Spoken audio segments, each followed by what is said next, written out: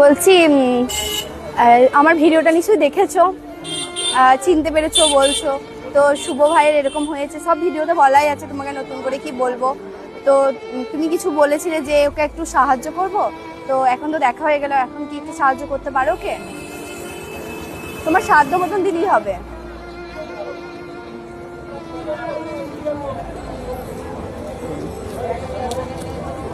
আর তুমি ওর জন্য শুভকামনা করো, যেন ও তাড়াতাড়ি সুস্থ হয়ে যায়, কারণ তোমাদের শুভকামনাই ওর কাছে।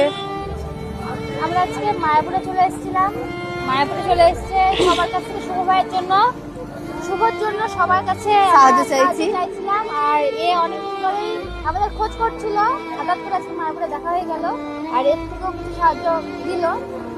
যাই হোক, সবাই থেকো পাশে, বেশি বেশি করে শেয়ার করো যেন সবাই। হ্যাঁ, তোমরা যারা সাহায্য করতে পারছো না, সম্ভব নয় এতদূর আসা বা সোশ্যাল মিডিয়ার মাধ্যমে পাঠানো, আমরা স্ক্যানার দিয়ে দেবো, যারা চাইবে অবশ্যই করতে পারো।